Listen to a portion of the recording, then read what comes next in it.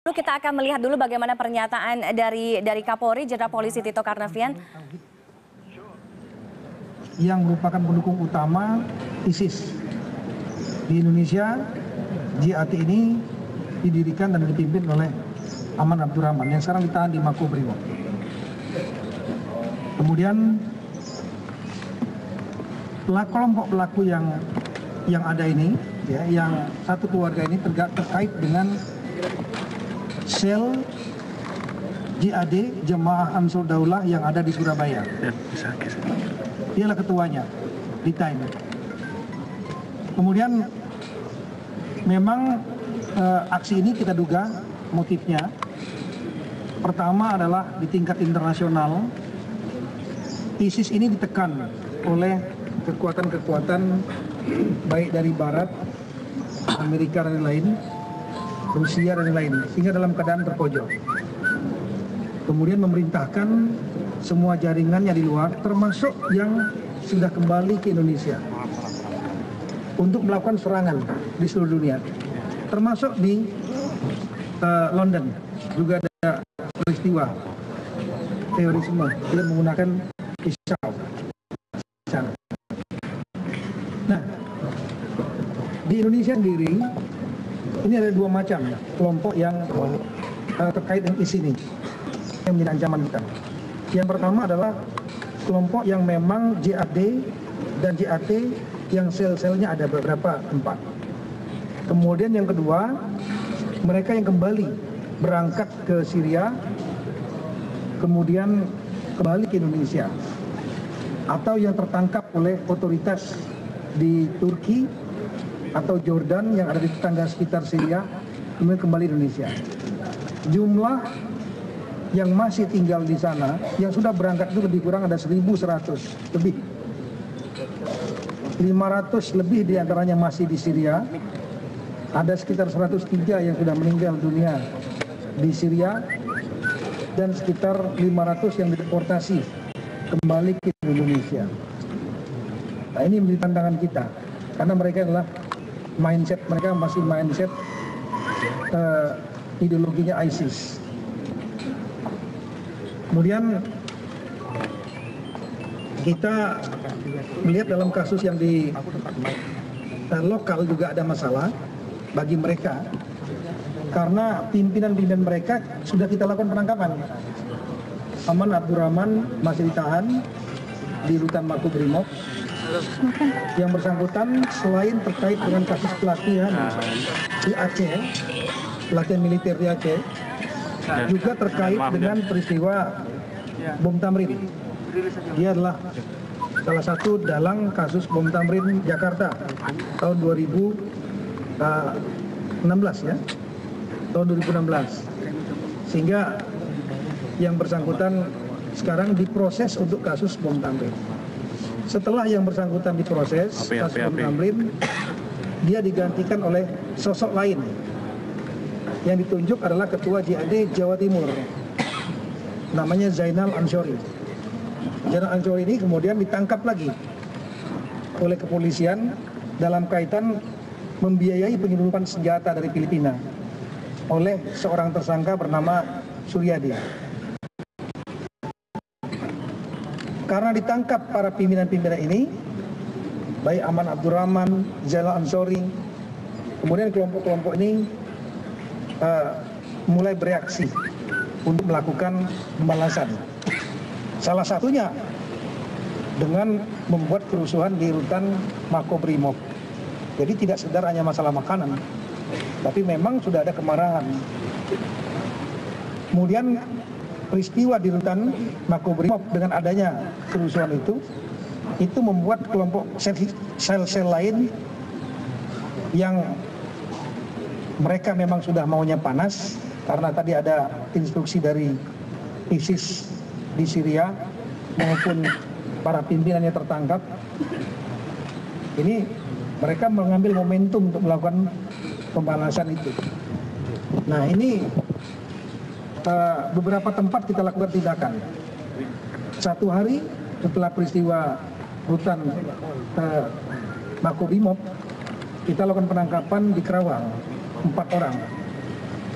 2 orang yang juga memiliki senjata api dan senjata tajam, dan kemudian 2 orang diantaranya tertembak, 1 meninggal dunia di Bekasi, 1 lagi tertembak luka, dan 2-nya dalam keadaan hidup. Kemudian yang 1 mungkin rekan-rekan sudah paham, ada 1 orang yang sempat mendekat markas Brimob, diamankan oleh anggota, tapi kemudian dia melakukan penyerangan dengan pisau dan kemudian ditembak balik oleh anggota, meninggal dunia. Tapi anggota kita juga gugur. Tadi malam juga kita dapat informasi yang selama, ada sel lain di Jawa Barat, Cianjur, mereka juga memiliki bom dan juga akan bangkit. Maka kita lakukan tindakan.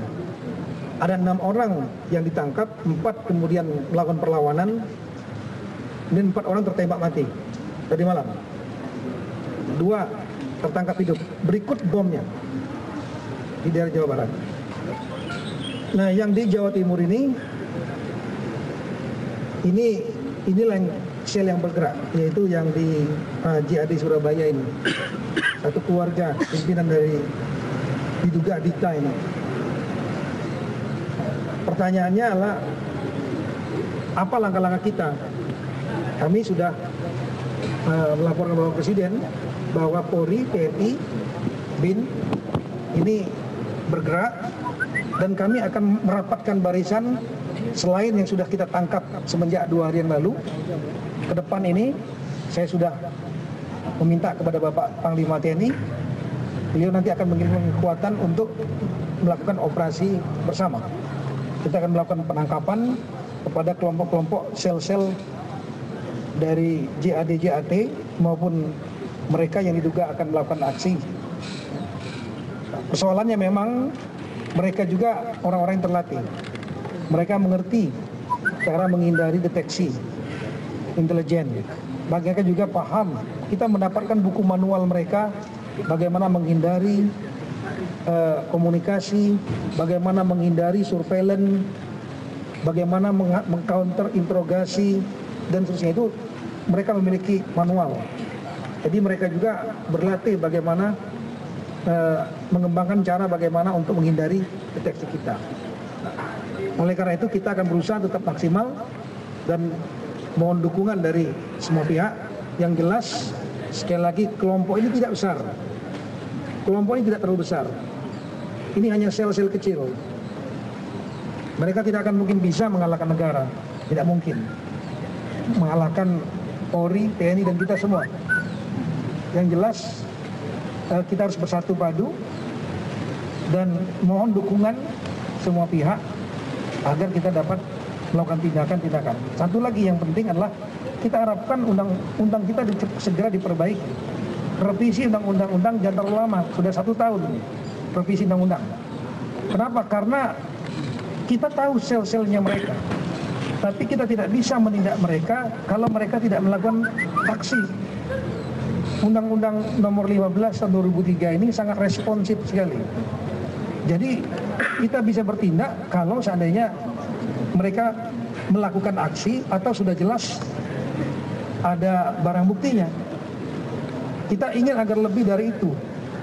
Salah satunya misalnya kita bisa negara atau pemerintah, institusi pemerintah ataupun institusi hukum, misalnya pengadilan, menetapkan misalnya JAD sebagai organisasi teroris. Dan setelah itu ada pasal yang menyebutkan bahwa siapapun yang bergabung dalam organisasi teroris ini dapat dilakukan proses pidana. Nah, itu akan lebih mudah bagi kita. Oleh karena itu, pada kesempatan yang baik ini kita juga memohon dukungan kepada teman-teman di DPR agar ini cepat, revisi jangan terlalu lama. Ini korban sudah berjatuhan. Jangan menunggu terlalu lama lagi.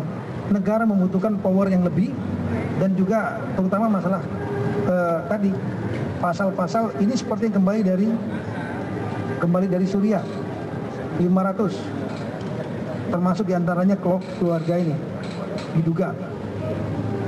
Kita nggak bisa berbuat apa-apa kalau seandainya mereka tidak melakukan pidana. Kalau mereka menggunakan paspor palsu, kita bisa proses hukum.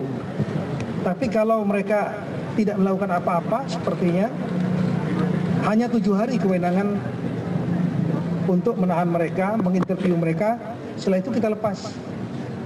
Kalau setelah dilepas kita monitor, mereka juga menghindar dari monitor kita. Itu persoalannya.